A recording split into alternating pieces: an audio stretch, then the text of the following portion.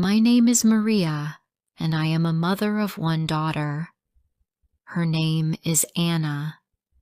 She is 30 years old, and she is my only child. I love her with all my heart, and I always want her to be safe and happy. But in the last few years, my heart has felt heavy. I worry about her day and night.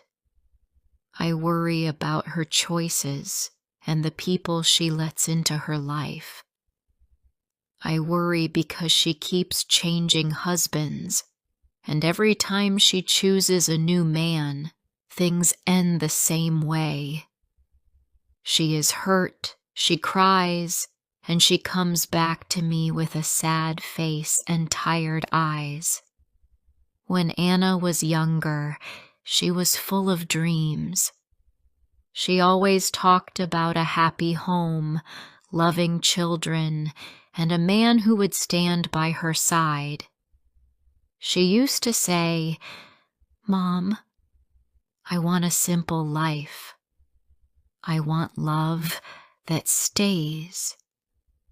I believed her. I believed she would find a good man, someone honest and calm, someone who would care for her the way she cared for others. But as she grew older, her life moved in another direction.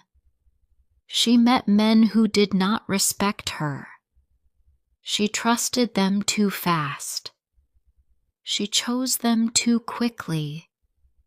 Then she broke her life apart and tried again with someone new. Her first husband, Peter, was a kind man at first. He brought flowers to our house.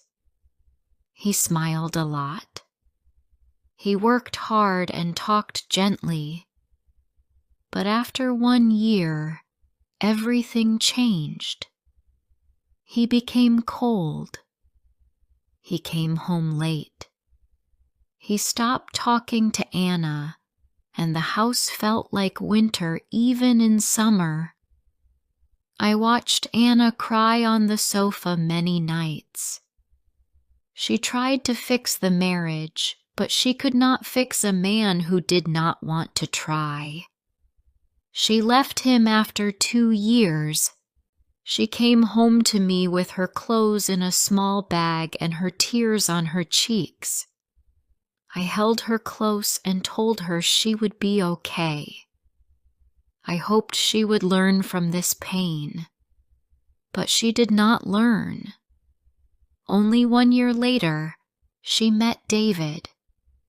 He was very different from Peter. He was funny and loud. He made jokes all the time. He liked parties and loved attention. I did not feel good about him from the start. A mother knows when something is not right. When I saw him, something inside me felt tight.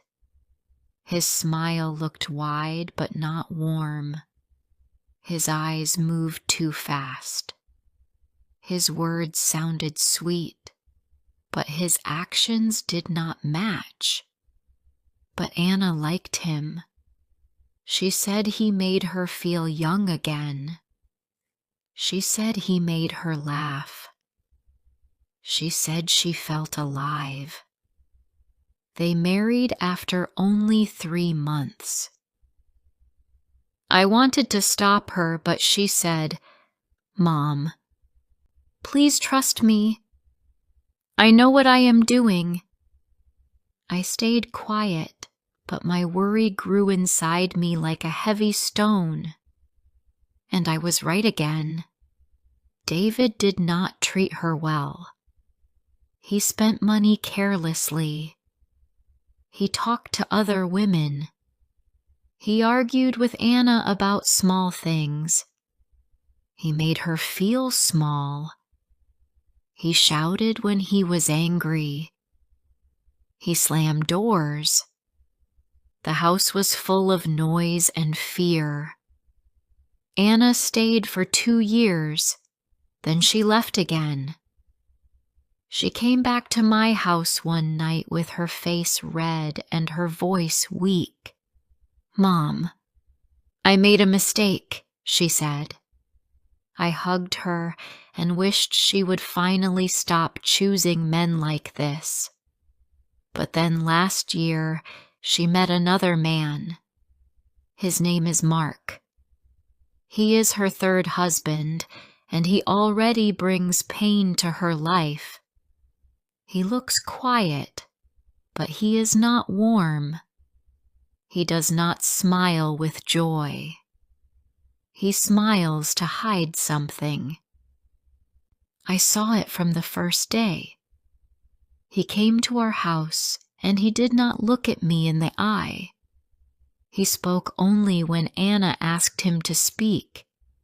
He held her hand like it was something he wanted to drop. When they left that day, I told Anna, "My dear, please be careful with this man." She only laughed and said, "Mom, you worry too much. Mark is a good man.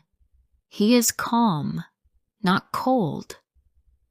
But now I know I was right again.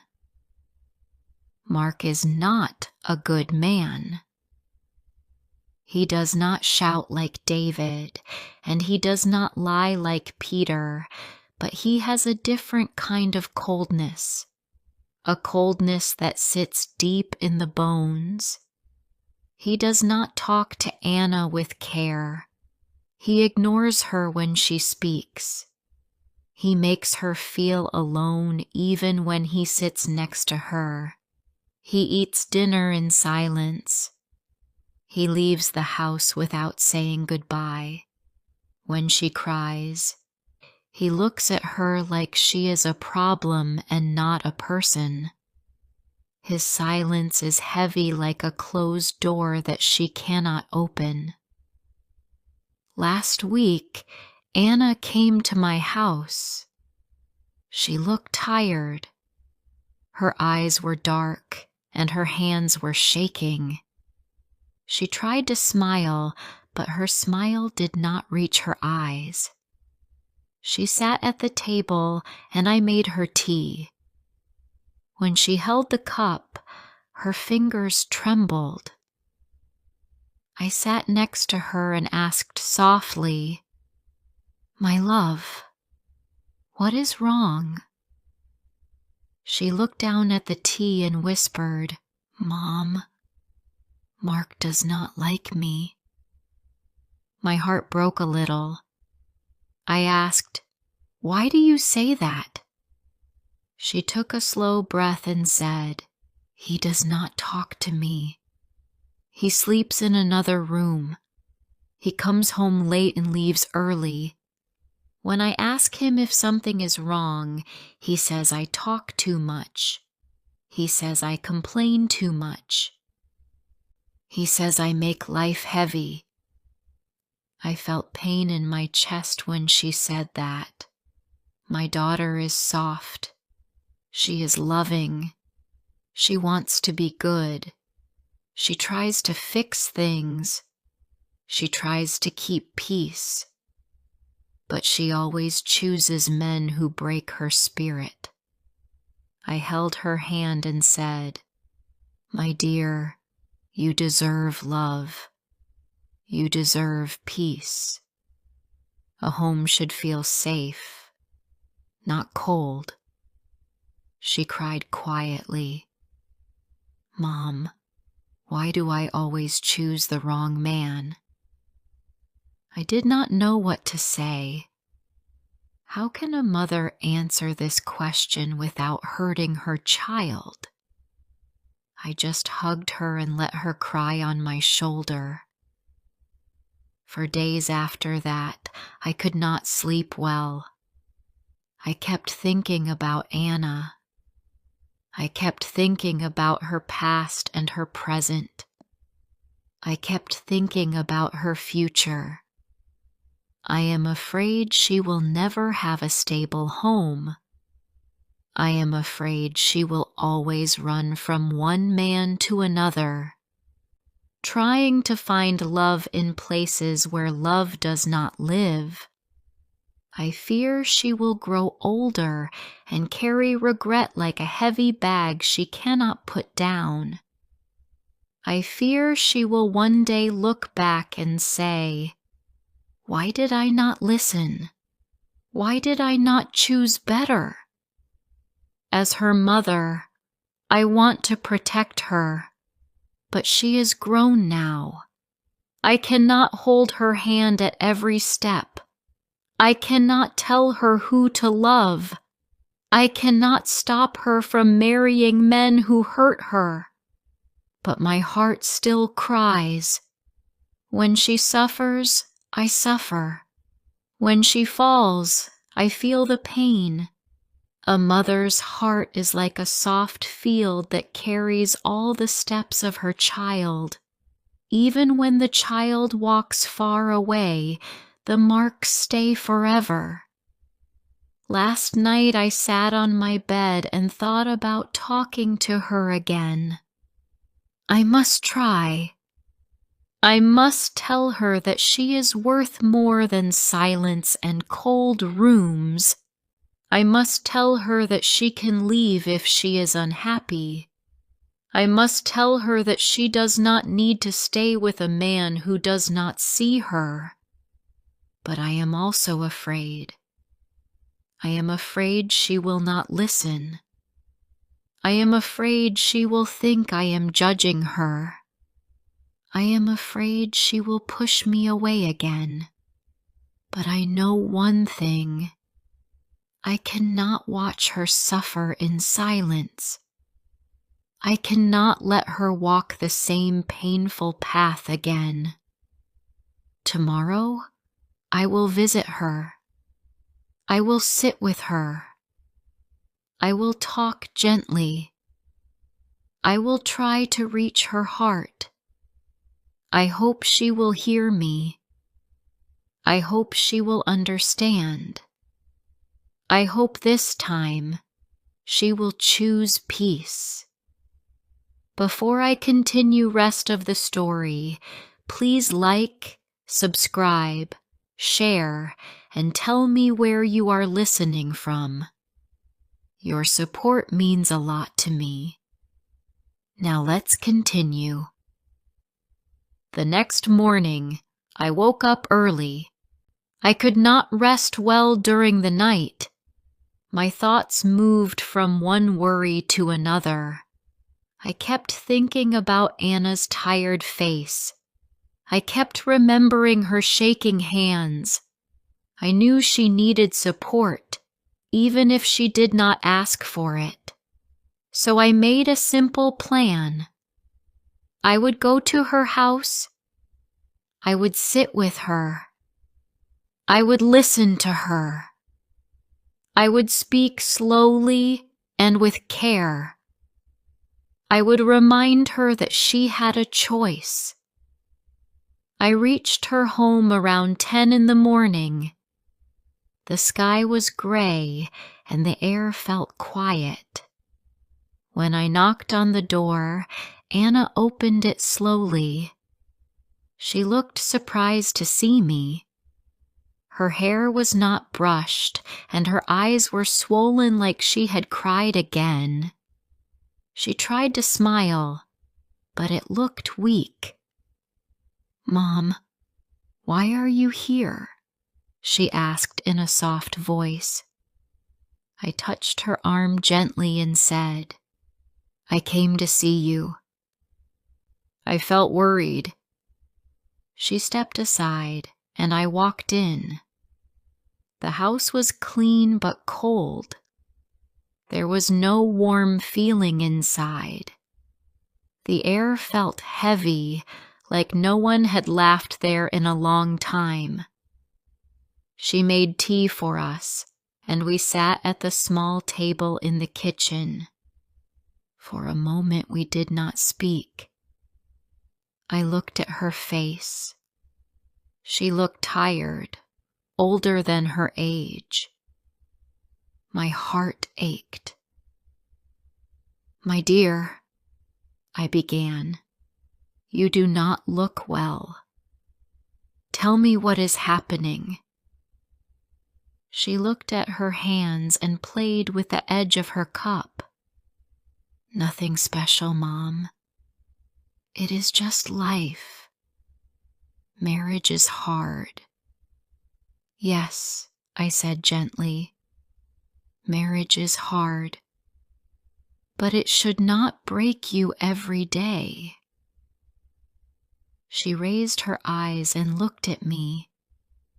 I saw pain in them. Pain she was trying to hide. Mark is not a bad man, she whispered. He is just quiet. He does not show feelings easily. Quiet is fine, I replied softly, but coldness is different. Coldness hurts. Coldness makes you feel alone. Anna took a deep breath. I don't know what to do. I am afraid to leave again. I already failed twice. I cannot fail again. Her words cut through me. I held her hand and said, You did not fail. You tried to build a good life. You tried to make things work. That is not failure. That is courage. She shook her head slowly. People talk, Mom. They say I cannot keep a home. They say I change husbands like clothes. They say something is wrong with me. My heart hurt hearing this. My love, people will always talk, but they do not live your life. They do not feel your pain. Only you know what is real. She wiped a small tear on her cheek. Mark says I complain too much. He says I should be patient. He says I expect too much. But what do you feel? I asked softly. She stared at the table. I feel alone. I feel like I am not important. I feel like my voice does not matter. These words broke something inside me. No mother wants to hear that from her child. I took a slow breath and said, That is not how love should feel. She looked at me again, and this time her eyes filled with tears. She tried to hold them back, but one tear rolled down her face. Mom, she whispered, I'm scared. I moved closer and held her in my arms. She leaned her head on my shoulder like she used to do when she was a little girl. It is okay to be scared, I said, but fear should not keep you in a place that hurts your heart. After a moment, she pulled away and took a deep breath. What should I do? I cannot tell you what to do, I said, but I can tell you what I see. I see a woman who tries too hard to make things work. I see a woman who gives more than she gets. I see a woman who deserves kindness, not cold silence. She nodded slowly, as if my words touched a corner of her heart she had kept closed for a long time. Just then, the door opened. Mark walked in. He looked surprised to see me, but did not greet me. He placed his keys on the table without a word and walked straight to the living room. He did not even look at Anna. The air became tense. I watched my daughter's face fall. Her shoulders dropped and her eyes dimmed. That one moment told me everything. After a few minutes, Mark left the house again, still without a word. The door closed loudly behind him. Anna looked at me with helpless eyes. "Do you see, Mom? This is how he is." I touched her hand gently. "Yes, my dear, I see." She closed her eyes, and more tears came. "I don't want this life, but I don't know how to change it." I squeezed her hand softly. "You will find the answer, but you must be honest with yourself. You must decide if this home makes your heart grow or if it makes your heart smaller." She took a long breath. "I need time." "Yes," I said. "Take your time, but do not lose yourself again." When I left her house, I walked slowly toward the bus stop. My legs felt heavy, but my heart felt heavier. I knew she was struggling. I knew she was afraid. And I knew the days ahead would not be easy. But I also knew something else. My daughter was starting to see the truth, and that was the first step toward change. The next few days were quiet. Anna did not call me, but I knew she was thinking deeply. I could feel it in my heart. A mother always knows when her child is standing at a crossroads. I tried not to disturb her. I wanted her to have space to listen to her own heart.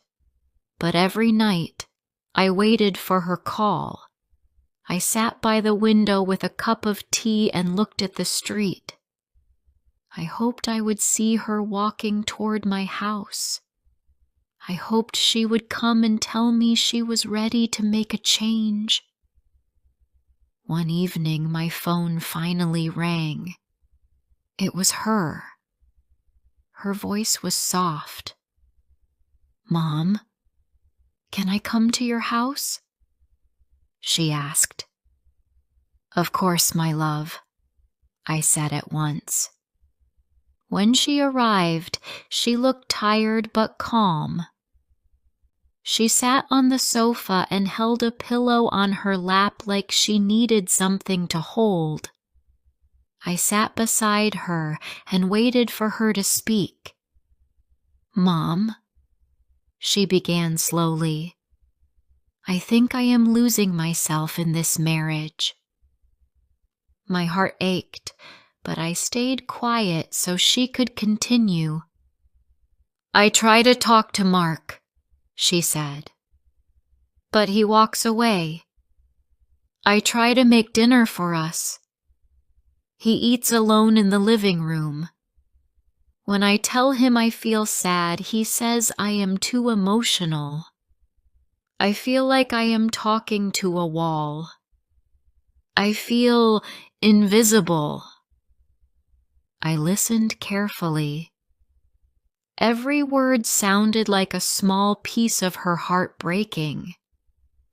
Then she looked at me and asked, "Is it my fault? Am I the problem? Maybe I am too much." I shook my head at once. "My dear, you are not too much. You are human. You want love. You want warmth. There is nothing wrong with that." She took a deep breath.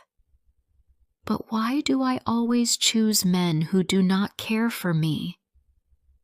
I thought for a moment and said, Maybe because you want love so much that you take the first hand that reaches out. You do not wait to see if that hand is gentle, but you can change that. You can choose differently. She wiped her eyes. Mom, I don't want to fail again. I took her hand. Leaving someone who hurts you is not failure. Staying in pain is. She closed her eyes and let my words sink in. After a moment, she whispered, I am tired, Mom. I am tired of cold houses. I am tired of quiet rooms. I am tired of feeling alone next to someone. I felt tears in my own eyes. Then choose peace, my dear. Choose a life where you breathe freely. She leaned on my shoulder, just like when she was a child. Her body felt weak, but her heart was trying to find strength. After some time, she said, I want to come home for a while. I want to think, breathe, and feel safe. You can stay here as long as you want, I told her. This house is always open for you. The next day, Anna packed a small bag. She told Mark she needed time away. He did not argue. He simply nodded and went back to his phone. That reaction hurt her even more, but it also made her decision clear. She came to live with me for some days. At first, she slept a lot. She cried a little. She spoke softly. I did not push her to talk. I cooked her warm meals. I sat with her in the evenings. Sometimes we watched old movies together. Sometimes we just sat in silence. She needed calm more than anything. One morning, she woke up early and came to the kitchen where I was making tea. She looked peaceful, almost like a weight had lifted from her shoulders. Mom, she said, I think I know what I want now. I put down the spoon and looked at her. I want a simple life, she said. I want a home where someone sees me. I want to feel safe. I want to feel loved. And if I cannot find that right now, then I want to stay alone until the right person comes. I don't want to rush anymore. I don't want to choose the wrong man again. I smiled gently. That is a wise choice, my love. She nodded. I want to talk to Mark. I want to end things. I don't hate him. I just don't want to live in cold silence. I held her hand. I am proud of you. Later that day, she went to meet Mark. I waited at home, my heart beating fast. After 2 hours, she returned. She looked calm. It is over, she said softly. He did not fight. He did not ask me to stay. He just said, do what you want. And I knew I made the right choice. I hugged her tightly. She did not cry. She looked free. That night, as we sat together, she said, Mom, thank you for being my home. Thank you for not giving up on me. I kissed her forehead. You will build a better life now, one step at a time. And for the first time in many years, I saw real hope in her eyes. She finally chose herself. Thank you for listening to this story. If you enjoyed this story, please like the video and subscribe.